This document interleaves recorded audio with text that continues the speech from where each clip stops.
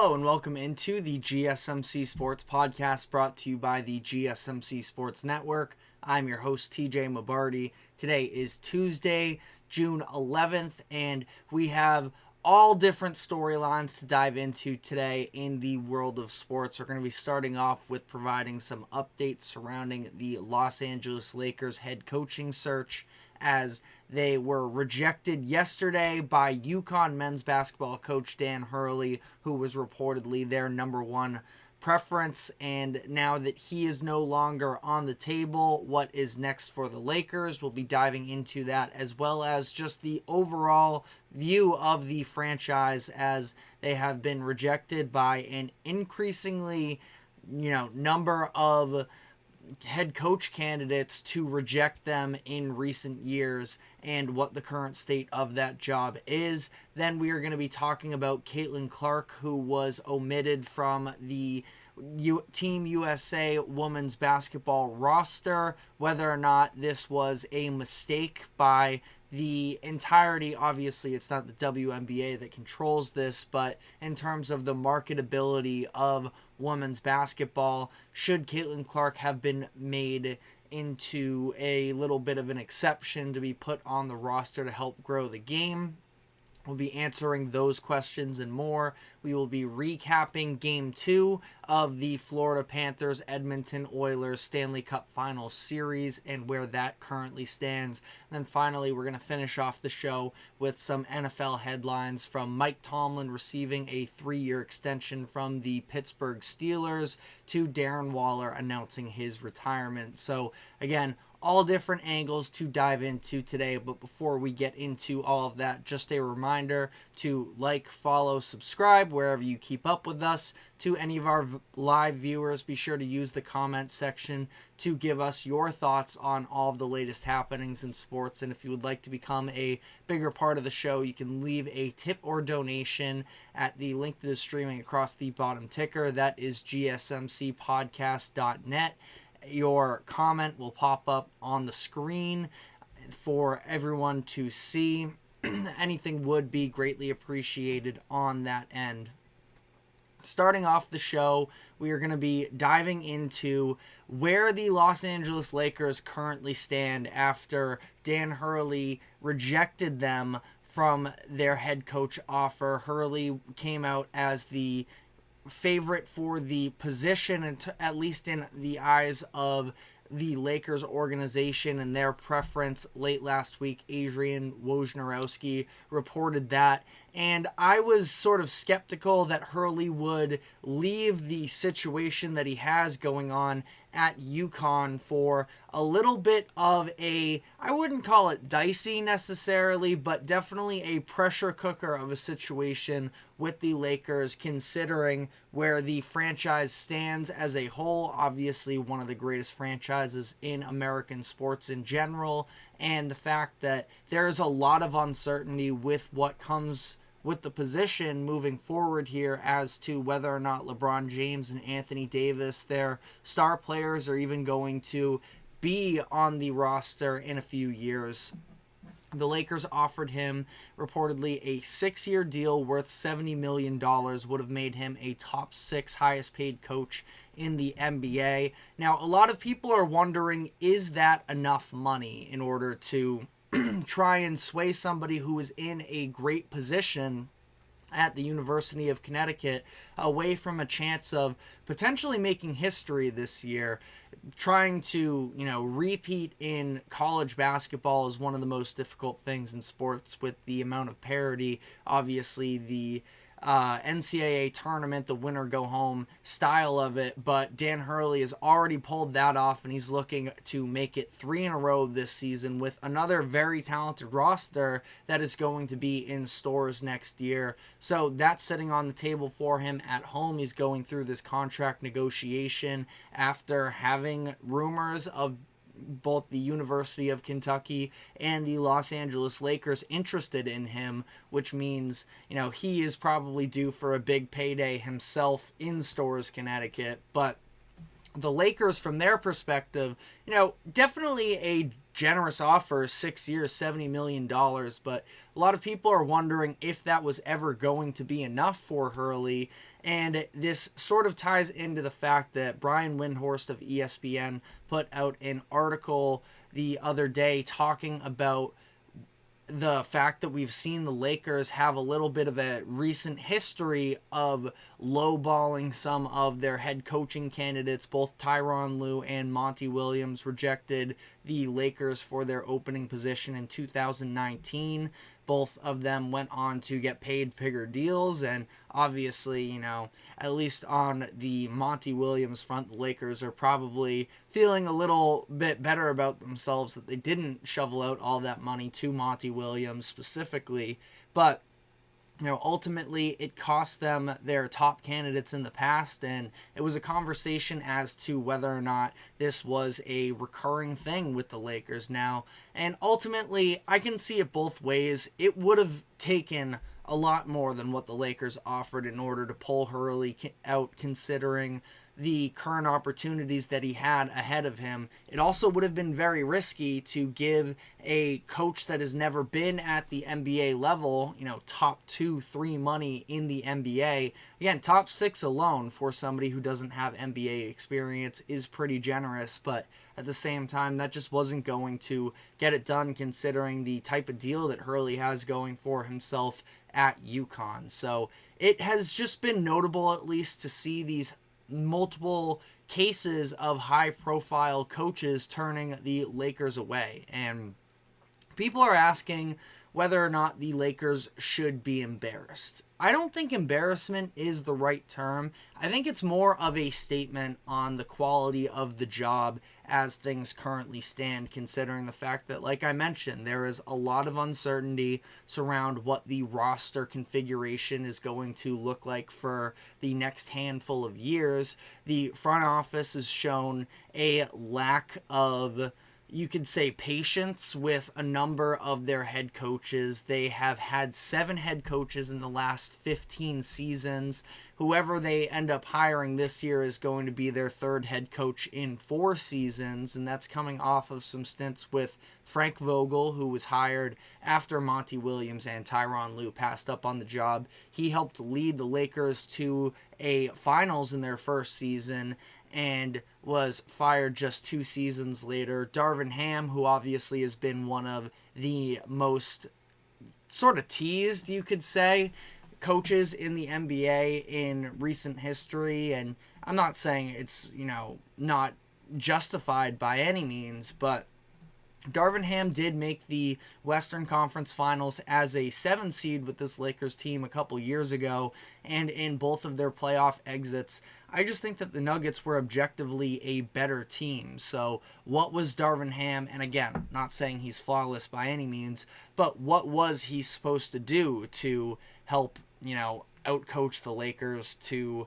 a win over a team that was just much better than them? It's at least something to talk about. So, you know, all of this bakes into the conversation of, well, the Lakers are just in this awkward position right now where there is so much pressure surrounding these coaches, these candidates, and really the risk reward, obviously the reward is coaching the Los Angeles Lakers, and the merit of that job is why we're having this conversation. But ultimately, the current situation and circumstances surrounding the job just aren't all that favorable, where the Cleveland Cavaliers are a job opening on the other end of the NBA, and obviously they still have obstacles to overcome as well, but being in a weaker conference, having, I would say, all in all, more overall talent from their guards, their big men, have some bench pieces, and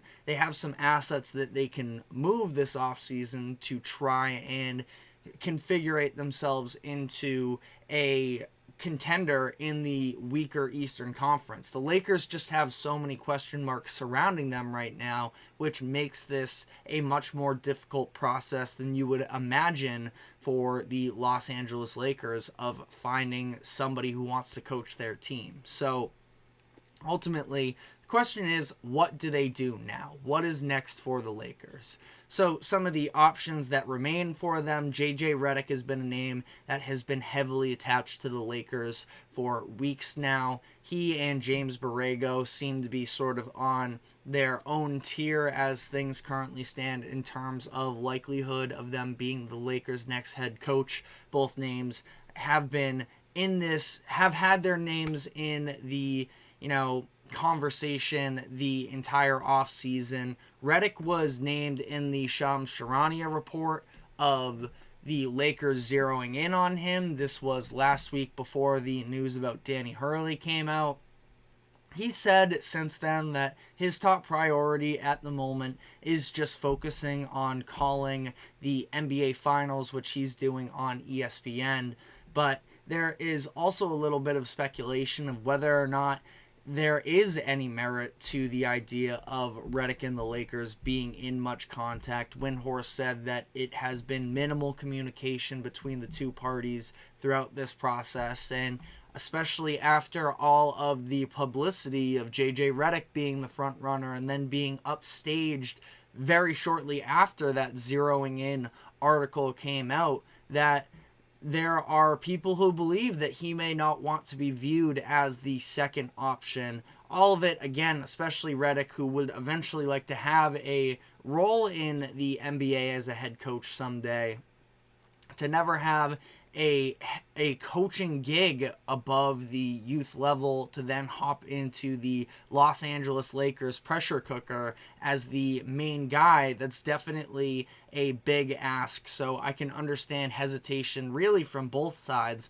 on that front. James Borrego, I've said that I think that he is the Lakers' best option up to this point. We'll see how that plays out necessarily. Some other names that have been thrown out there as well. Kenny Atkinson, former head coach of the Brooklyn Nets. He was fired just shortly into the stint of Kevin Durant and Kyrie Irving in Brooklyn, but had some pretty decent years coaching that team when they were a little bit more middling. That was the D'Angelo Russell All-Star year. Him and Karis LeVert and Spencer Dinwiddie, they made for some pretty fun teams there. So again, another option with experience. And you want to talk about experience, there was a name that was thrown out there of Jay Wright over the weekend, was sort of named as a very dark horse stealth candidate, which would be very interesting. Jay Wright has tons of experience on the coaching front. Now, at the college level is where he has made a name for himself. He coached Villanova from 2001 to 2022 when he decided to retire because of the ongoing development of the college basketball landscape, the NIL era, and the difficulties that are there. But almost introduced him a little bit to more of the transactional manner of the NBA, and we know that he is another, like Hurley, an incredible basketball mind, led Villanova to 2 national championships in 2016 and 18, has worked with NBA caliber talent in the past, helped get a lot out of, all of the Villanova guys that are currently on the New York Knicks, from Jalen Brunson, Dante DiVincenzo, and Josh Hart, Mikal Bridges as well. So it is an interesting name that ultimately I don't think he's coming out of retirement, and seems like he is definitely enjoying himself. He's doing some analysis right now for CBS Sports. He was pretty big during March Madness, providing some really good insight. So I do think that he would be a really good candidate. But again, this is a situation where I think the Lakers would have to really swing big with a massive offer in order to pull him out of retirement. And the recent history has shown that the Lakers aren't necessarily willing to spend quite as big on the head coaching front. But maybe that's what they need to do. Again, I think that they also, they're in this limbo right now with what is a head coach candidate of the Lakers going to inherit. What are the expectations going to be in terms of the windows to succeed in these coming years, where they are a tier below some of these other top teams in the Western Conference. the Dallas Mavericks, Minnesota Timberwolves, Denver Nuggets, etc. Some of the young teams that are going to continue to develop as well, such as the Thunder and the Grizzlies. All of that. Is it going to be championship or bust in the eyes of the front office? And then what does this look like in a post-LeBron era? Because Dan Hurley was offered a 6-year contract. 6 years from now, LeBron James definitively will not be on the Lakers. And Anthony Davis, I'm not sure necessarily. Maybe they do decide to build around him. Maybe they decide to go into a rebuild once LeBron is out. So, again, a lot of moving pieces moving forward here. And it's going to be interesting to see whether or not this Lakers front office is able to pitch the idea of the job to some of these top candidates. But let me know in the comments section who you hope the Lakers go after in this head coaching search. But we are going to be taking our first break now, and when we come back on the other side, we're going to dive into some of the drama that's broken out over the past couple days surrounding Caitlin Clark being left off of Team USA for the 2024 Olympics and that women's basketball roster. So we're going to be diving into all of that. Stick with us, and we will be right back after this quick break. I feel like I'm losing my mind. Is everybody in the world blind? Please, Lord, give me a sign, a sign.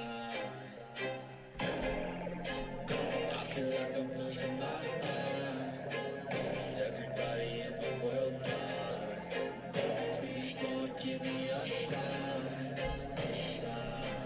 I wanna be the greatest. Everybody on the fake shit. I look around and feel like everybody is the fakest. I make this every day and I'm impatient, hoping one day I blow up from the basement. Statement, the top is so vacant. I don't hear shit that I think is amazing. Waiting for my day when I'm playing sold out shows for 1,000 faces. Hey, give me that crown, get in my way and to be put down. It ain't your place, no, this my town. If I want that shit, then I'll get it right now.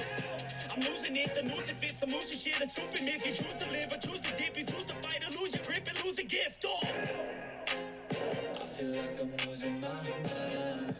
Is everybody in the world blind? Please, Lord, give me a sign, a sign. I feel like I'm losing my mind. Is everybody in the world blind?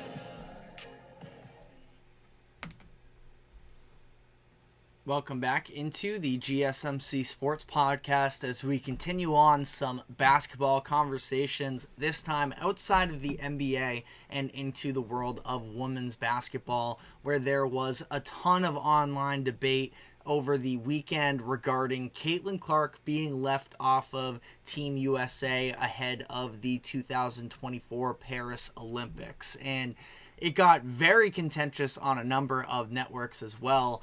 ESPN had a wild segment the other day, and I wanted to share my thoughts on it as well, because it does come down to a conversation of, listen, Caitlin Clark is obviously being taxed with a ton of expectations early in her career. And I'm sure she has no problem sort of dealing with all of these things and understands her importance in the overall world of women's basketball. But it has led to, a lot of fans taking on some very strong stances. And while navigating through all of this pressure, it does lead to a lot of these conversations where she isn't even involved, where ultimately being a first-year player that has been playing basketball just about nonstop for the past year plus, where she had her season that tipped off, it was probably October, September, somewhere along those lines with Iowa for her final college season.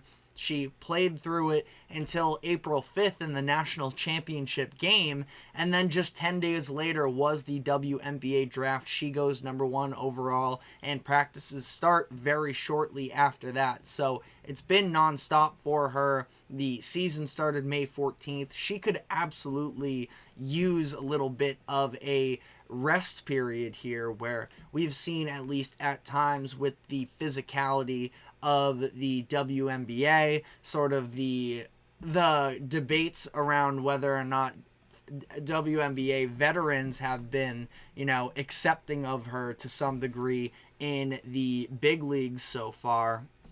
She suffered a lot of hard hits, is where I'll leave it at that. Is she going to be ready to, continue on here and end up playing international ball with more physical rules and in the FIBA rules? And is that the best for her? I would argue that she could definitely benefit from this time off, and she has said that she's going to use it as motivation and that the overall disappointment levels aren't too high. She understands the type of position that is of being on the biggest stage like that, and that it is the most competitive roster in the world for women's basketball, which is absolutely a true statement in my eyes. So, it does become an interesting conversation when you consider the fact that in the last 7 Olympics, the number 1 pick in the WNBA draft has been on the Team USA roster.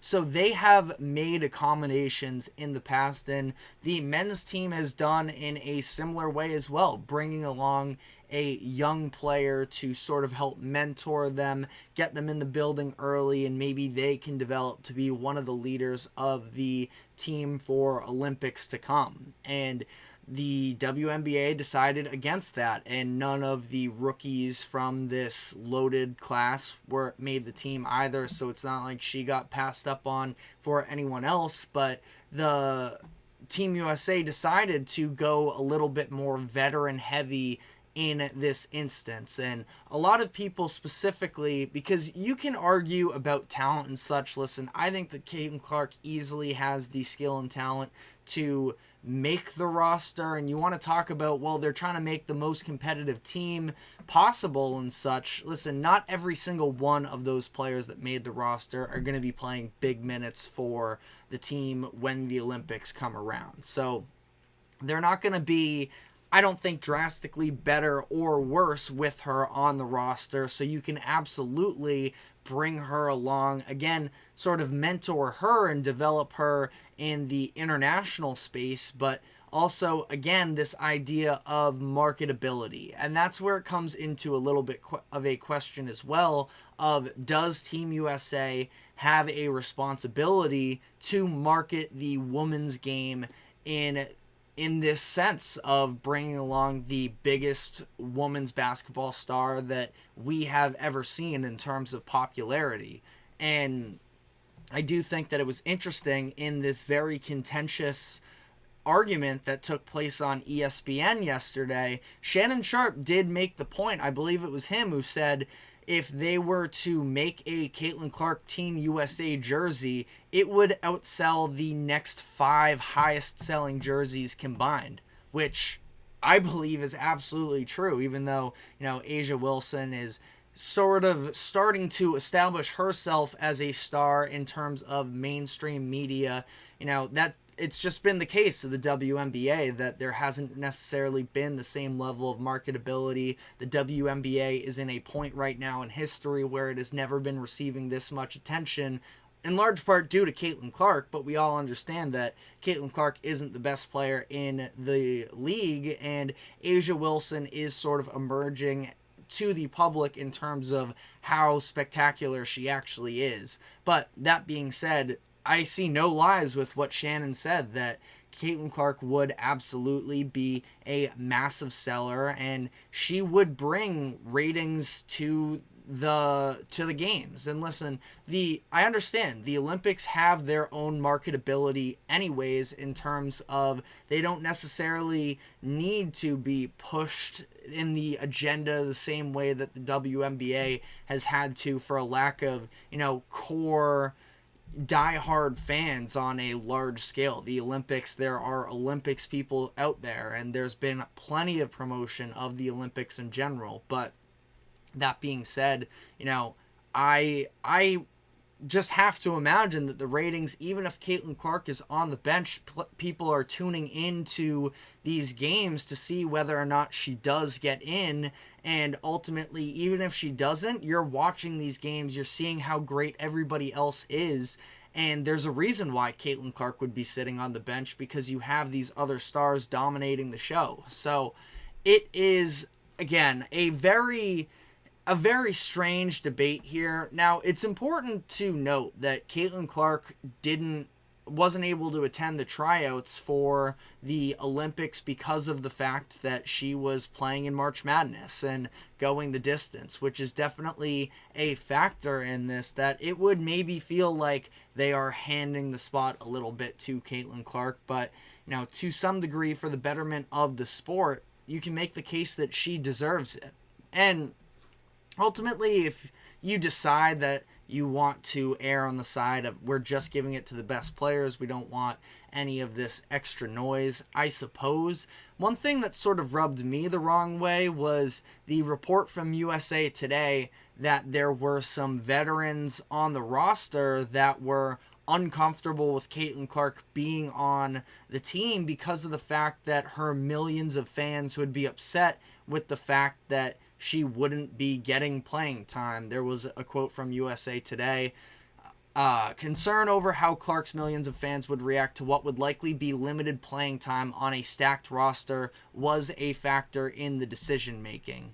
And it goes on to say that it would cause potential tension on the roster and just with the coverage of the team in general, of asking, well, why isn't Caitlin Clark getting more minutes? But I don't know. I think that is just sort of baked into the conversation that we've been having in terms of the other stars' acceptance of having Caitlin Clark, who hasn't necessarily proven herself on the highest level like they have been doing, and that she is the story just about every single day, and that would likely be the case. So I think that this is just sort of a result of jealousy, and ultimately, it's fine. WNBA players, they'll likely say that they're not jealous and that they have nothing to prove, and they likely don't have anything to prove necessarily, but there is still the fact that Caitlin Clark is more popular than these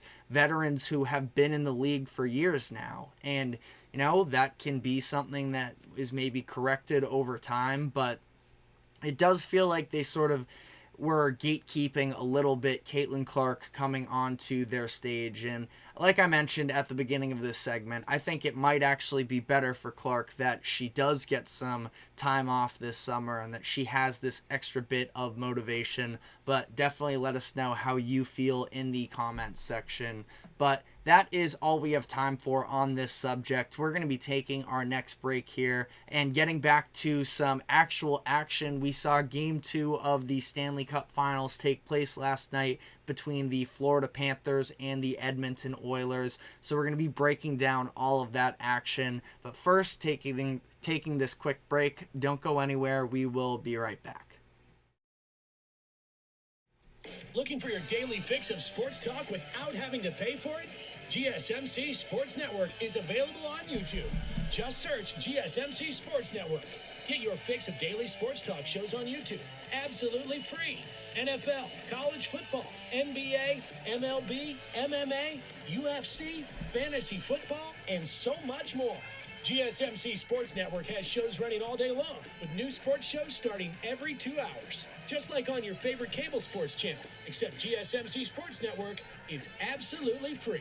Just search GSMC Sports Network on YouTube to catch one of your new favorite shows, like the GSMC College Football Podcast, Chip Shot Football Podcast, Hoops and Heels Women's Sports Podcast, GSMC Basketball Podcast, and so many more. Check it out for yourself.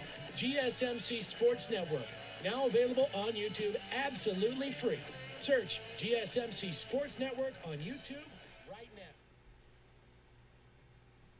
Welcome back into the GSMC Sports Podcast as we begin our recap of Game 2 of the Stanley Cup Finals, which saw the Florida Panthers take a 2-0 series lead over the Edmonton Oilers with a huge bounce-back performance. Now, I say bounce back. They won game one, but for the most part, they were dominated all the way throughout. Lost the game in most statistical categories, other than goals, though, ultimately. So they sort of seemed like they were playing with this level of extra desperation to some degree. And we saw them hold the Oilers without a shot until 11-17 in the first period. That being said, though, that ended up being a goal. It was a 4-on-4 situation, lots of penalties, lots of physicality in this game, which we're absolutely going to dive into. But the Oilers got a little bit of a gimme goal in the first period to go up, where they were out on the break and Ekholm just sort of threw the puck at the net, which at that point, you know, when you have gone 10 plus minutes without a shot on goal, sometimes that's just what you got to do to make the opposing goalie sweat a little bit. And Bobrovsky, who was flawless in game one with his 32 saves, it just sort of squeaked by him. It went under his arm, through his chest, and ends up netting to give the Oilers a lead there, which was a massive boost for the Oilers in that situation, especially considering the circumstances that were surrounding that goal, where they had just picked up a 5-minute major after Warren Foegele collided with Eetu Listerainen, and it was knee-to-knee contact. Foegele left his feet a little bit. Listerainen went down, which probably played an impact in that.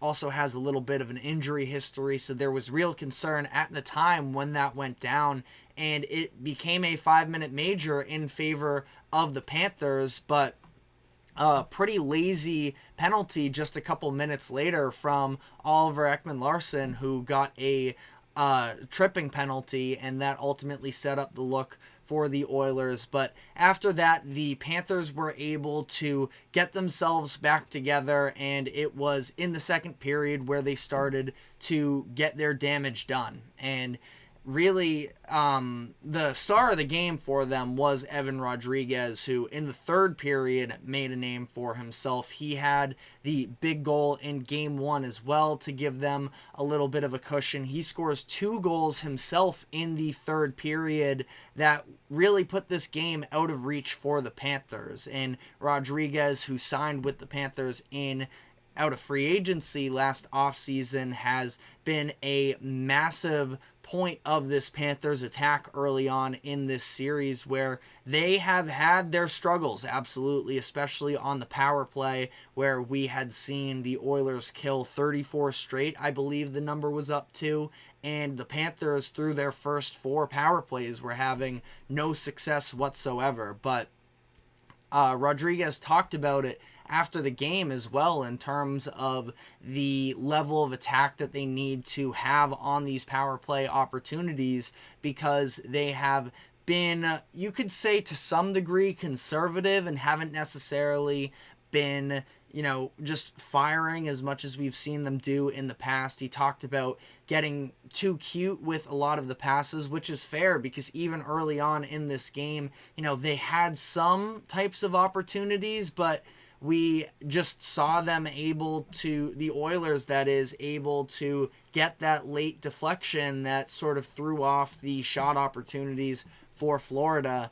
And Rodriguez talked about how they just need to sort of put that out of their head, play almost like it's 5-on-5, because the Oilers are very aggressive on their penalty kill. They're going to attack you, make the right plays, try and get in front of the net and fire on them. And ultimately Rodriguez, his deflection goal that he had ended up, and that was an example too of it, where it was Lundell, I believe, who was skating down the left side of the ice on the boards, and he just sort of, he got swarmed by defenders. He fired it in front of the net to Rodriguez, who had the deflection goal. So this was a big win for the Panthers, because it seemed like they sort of got away with game one. And that's something that we talked about from the Oilers' perspective. As this series goes on, you know, we'll see how it plays out from here, but especially for a team that is having their first finals appearance, the franchise's first in a decade plus, and a core that hasn't been in this spot yet, that you're really starting to feel the pressure of what it's like to be in the finals. And to, some degree, if you want to make the NBA comparison, we've seen the Mavericks almost feel like they should have had game 2 against the Celtics, and that one slips away from them. And both the Mavericks and the Oilers still have chances in these series, but they had golden opportunities to take a game on the road and sort of swing the odds potentially in their favor. Both came in as underdogs in these series, and feels like they had a game get away from them. So that is going to be, a tough one to swallow if you are the Oilers. Now, they're going to have an extra day off. They don't play again until Thursday night. So that will hopefully, from their perspective, give them some time to recuperate. But this definitely becomes a conversation with that extra day of rest, because we saw Sasha Barkov, the captain of the Florida Panthers, go down with a head injury at the end of the game during the third period, where Leon Draisaitl jumped off of his feet and threw a little bit of an elbow into his face. He went down, ended up being a minor penalty. Now, we'll see how this all plays out. I'm not sure when the NHL would have to come to a jurisdiction in terms of whether or not a suspension will be warranted, but there's a chance that Barkov, who is the most impactful player for the Panthers, that if he has to miss a game, it feels like it would be only right that Draisaitl, who is also massively important for his team, to also miss at least one game. And it would probably be one game max on the Draisaitl end. Again, don't want to speculate here with Barkov. There's still a lot to see how it plays out from here, but he has a history of head injuries, and it was ultimately a pretty dirty play from Draisaitl, who I'm a big fan of. That first line of Edmonton is just so entertaining to watch when they're going full speed, especially when they're on the power play. And it felt like a frustration move from his end. Like I mentioned, this was an extremely physical game on both ends. Mentioned the Listerainen collision earlier in the game. Not soon after that, there was Sam Bennett who got into it with somebody else as well. And we saw Connor McDavid at one point ramp up his level of aggression going after Matthew Tkachuk. So it is really interesting to see. We mentioned the Stars didn't necessarily want to dance with the Oilers in the same way. The Panthers have been known to step up in that way. So we're going to get an elite level of physicality. Now, hopefully we can stray away from a little bit of the dirty hits that we saw, especially in this game. But ultimately, this is going to be a very physical series, and I'm hoping, for the sake of continuing to watch it play out, that the Oilers can keep this thing alive and can find a way to bounce back. Now, the key to that, I just mentioned the first line, and specifically that power play of Edmonton. They are going to need success from that power play that has been elite, the number one power play in the postseason so far this year, and to sort of be a little bit disappointing up to this point. Now, it took time for them in the Western Conference Finals against the Dallas Stars, where I believe it was the first 3 games they went scoreless on the power play, but Florida's defense is just far too good to, let them play this 5-on-5 game. And even when we've seen the 4-on-4 opportunities, that's where the Oilers scored their lone goal of the series so far, and they got another great look with Connor McDavid on the breakaway. It was their one high danger scoring chance of the entire game, was McDavid on the breakaway with about 6 minutes left, and Bobrovsky was able to shut him down there. So special teams, going to keep hammering on it, is the X factor of this series, and we saw that power play goal from Rodriguez really swing the game last night. So let me know your thoughts in the comments section as to where this is headed. Feels like it's Panthers early, but it's going back to Edmonton. I believe this is the furthest distance between two cities in Stanley Cup Finals history, so they got a long way to travel back to Edmonton, and we know how electric that home crowd is there for the Oilers, so hopefully they are able to build up some level of momentum. But again, the Barkov-Draisaitl situation is one that's going to have to be monitored over the next couple days as to whether or not one or both of them are going to be available for that game. But let me know your thoughts in the comments section. We're going to be taking our next break, though, and when we come back on the other side, we have some NFL headlines to dive into. We talked some coaching speculation earlier in the show in the NBA. We got a contract extension from Mike Tomlin. We're going to be talking about whether or not that was the right decision for the Steelers after this quick break. Don't go anywhere.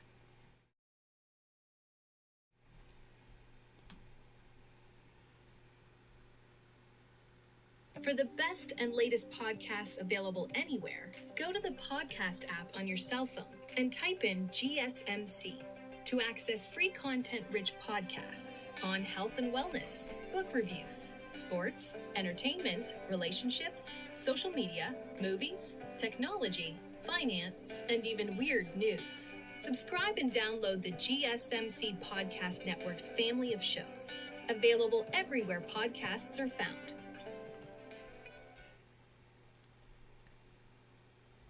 Welcome back into the GSMC Sports Podcast, brought to you by the GSMC Sports Network. We're going to dive into some NFL conversations now, some latest headlines, starting with Mike Tomlin getting a 3-year contract from the Pittsburgh Steelers. Moving forward, he was headed into the final year of his deal, and ultimately there was a lot of speculation surrounding whether or not the Steelers would re-sign him moving forward. Ultimately, I thought that Tomlin was going to remain a long-term piece of this Steelers franchise, but this did feel like it was shaping out to be a little bit of a prove-it year, where we haven't seen the Steelers win a playoff game since, I believe it was 2016. I'll double check that on the fly here, but it has been, almost a decade since the last time the Steelers have won a playoff game. Now, I want to start out by saying, I think in large part, it is hard to blame Tomlin for the lack of postseason success the Steelers have had over the past handful of years. He's been dealt some less than ideal rosters, you could say, where it was an aging Ben Roethlisberger, and they've been really searching for a good quarterback situation for a number of years now. And, even to somehow make the playoffs last year is just tremendous, considering the fact that they were outgained, and I want to say it was their first at least 6 games of the season, and that they were having massive struggles on the offensive end. They end up firing Matt Canada, their offensive coordinator, halfway through the season, and it was an important, milestone to at least try and reshape their identity a little bit. But even still, the play of Kenny Pickett and down the stretch, the play of Kenny Pickett wasn't good enough. Now, there are differing opinions. I still feel like there were situations, considering the fact that Matt Canada was his offensive coordinator to start out the year, that the run game, in large part due to Canada and the predictability of his offense, was just never really a factor. But Kenny Pickett also just was not good enough. I will defend him a little bit for making the big plays in the big moments, and that's why they were able to stay afloat during that stretch. But ultimately, the organization felt like it wasn't enough to have faith in moving forward, which is why they went out and acquired both Russell Wilson and Justin Fields in the offseason. Now, feels like Wilson is going to be the week 1 starter. We'll see if that, stays to be the case throughout training camp and into the regular season. But ultimately, you would think that both Wilson and Fields should be overall upgrades at the quarterback position in comparison to what they had last year. And Again, there was a lot of speculation surrounding Tomlin because when he was asked about having 1 year left on his deal after the team's postseason loss to the Bills in the first round, he sort of stormed off the podium, obviously very emotionally charged coming off of a playoff loss, but the Steelers decided to get out ahead of it here and lock him down before the season even started.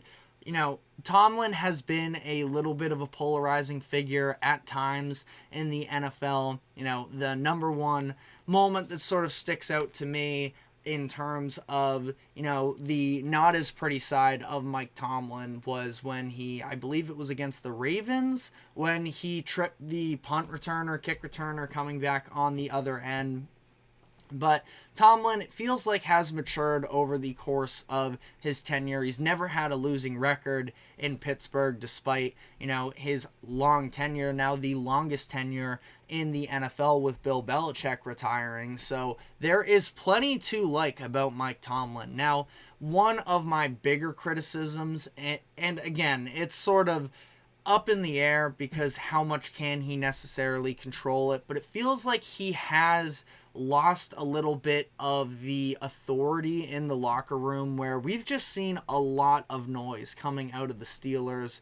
Obviously, the Antonio Brown saga throughout his time there, the Instagram lives and such, for whatever it's worth, Le'Veon Bell sitting out. Again, not trying to put all of this on him, but when you go back to last season, the situation surrounding George Pickens not blocking in the run game, and Deontay Johnson not hustling to either to pick up on the loose fumble from, I believe it was Jaylen Warren at the time. It just feels like there's always this sort of distracting noise coming from the Steelers locker room. Now, ultimately, the Steelers win, and no, postseason success, again, hasn't necessarily been there in recent years, but ultimately, I do defend Tomlin for the most part, that I don't know how many coaches would have been able to put together some, playoff runs with the cards he's been dealt. The Steelers are going to,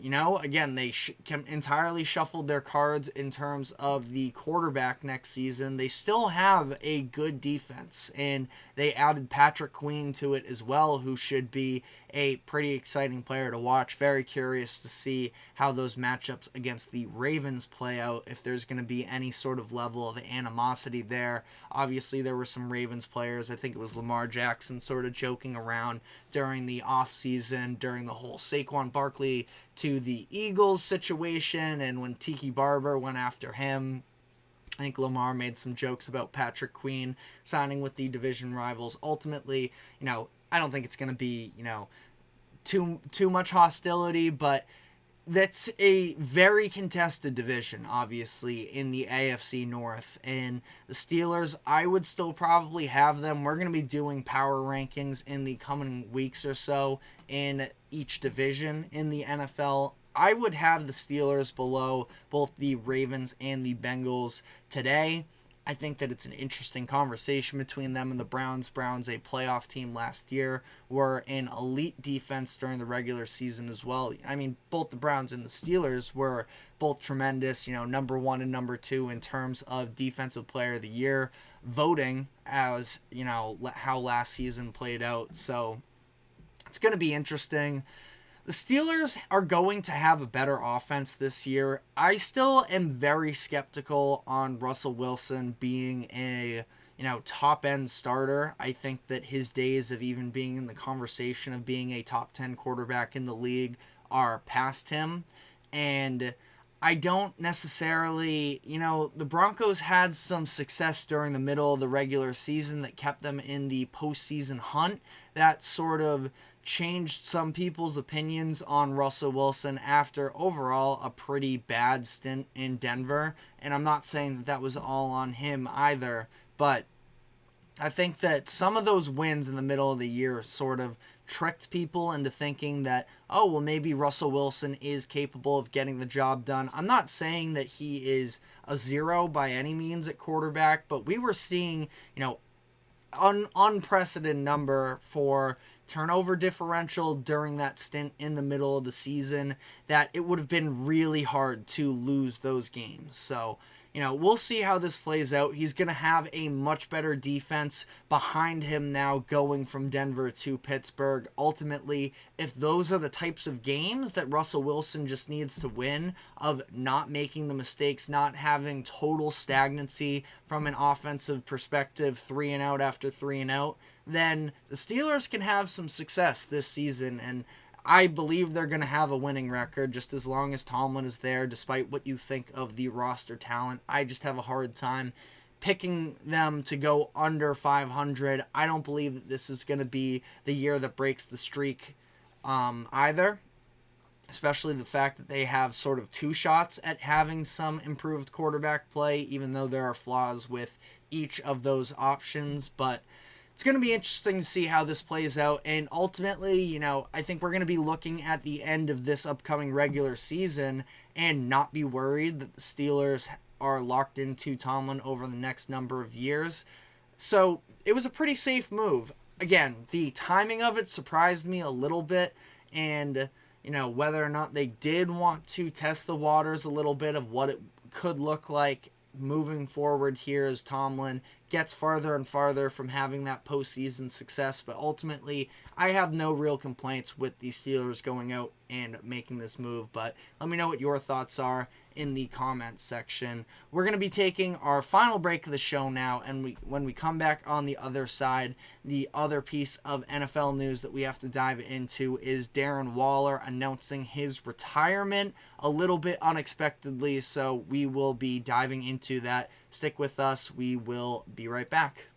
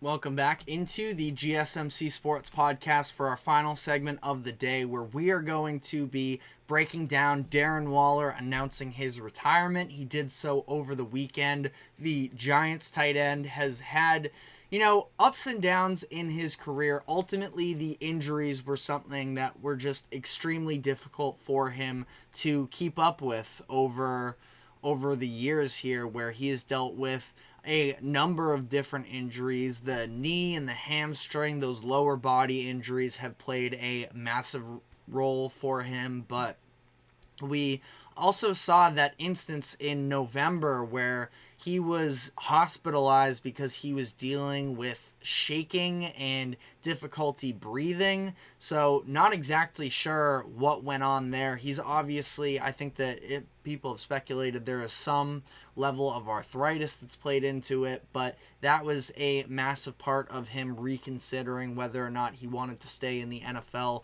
31 years old, so again, for a former Pro Bowl tight end who was, at the, a consistent 1,000-yard tight end receiver for a couple of years there, for just a handful of years later to have this, again, fall off is a little bit drastic because it's in large part due to these health concerns, but seeing the way that his career has unraveled over the past few years has been definitely disappointing. And ultimately, we saw the Giants get what seemed like a bargain of trading for him ahead of the 2023 season for just a third round pick, where it was a surprise that the Raiders moved on from him, but it probably plays into the fact that they knew that medically Waller was dealing with a lot, and ultimately they had to rinse their hands of sorts of I believe it was $11+ million contract, and it was a overall pretty disappointing season for Waller, where he appeared in just 12 games. He had 552 receiving yards, 52 catches, and only 1 touchdown. And ultimately, he decides to call his career quits after that. And, like I mentioned, former Pro Bowler, was in contention for Comeback Player of the Year the year prior because he had dealt with injuries in 2018.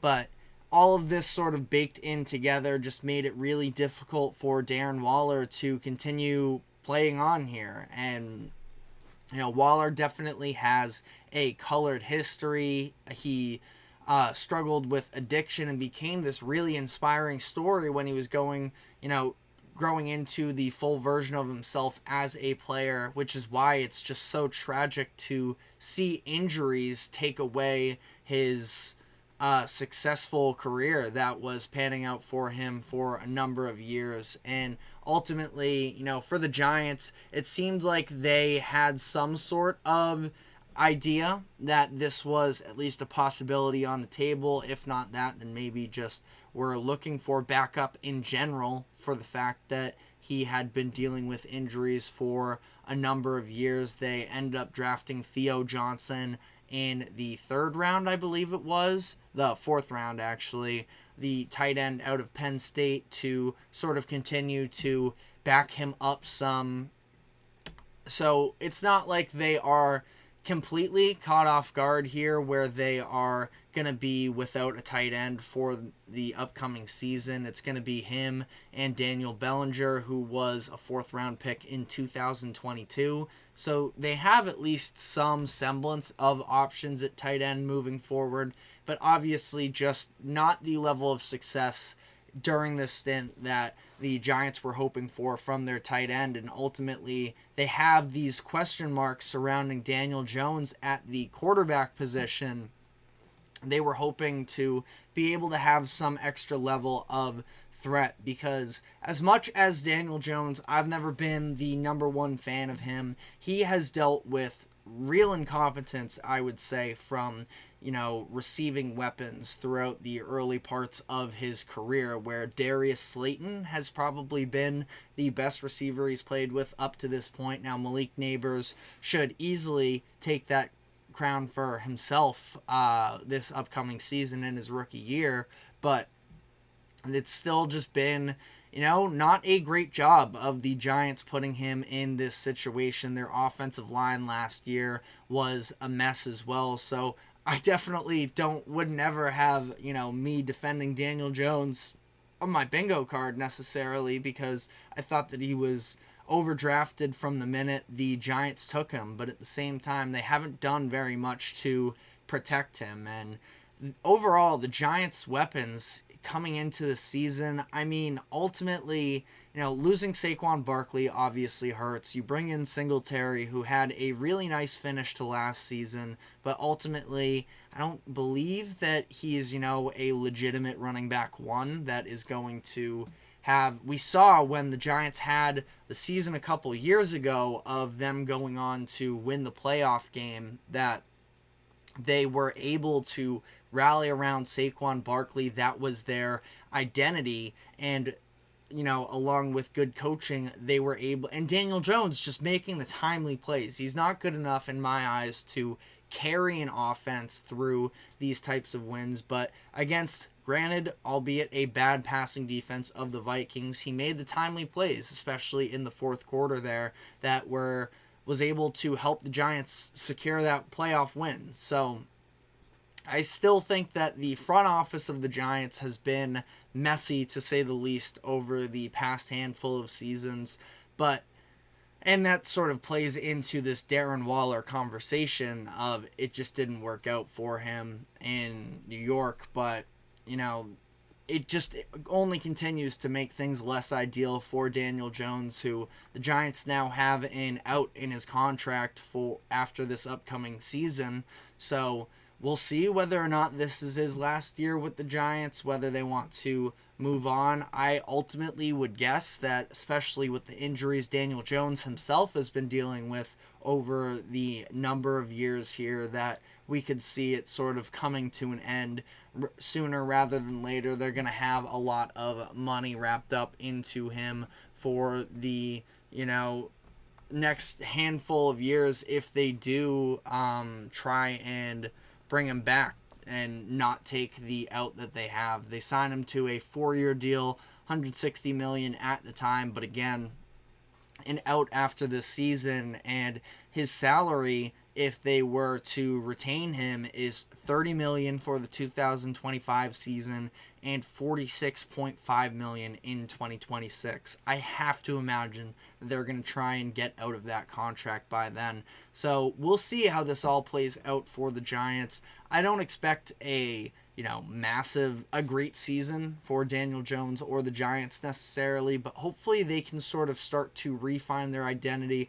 I do believe in Brian Daboll as an offensive mind. Obviously, it's been very messy, but again, I put that a lot on the personnel as well, where they have had question marks at just about every position on the offense, from quarterback to offensive line to wide receivers and even to tight ends. So let me know what your expectations are for the Giants moving forward and your thoughts on the Darren Waller retirement. But that is all the time we have for today. Thank you very much for tuning into the GSMC Sports Podcast.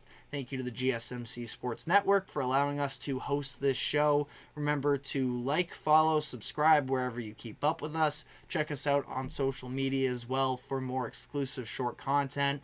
But we will be back tomorrow afternoon, 2:00 p.m. Eastern. We will see you then. Take care.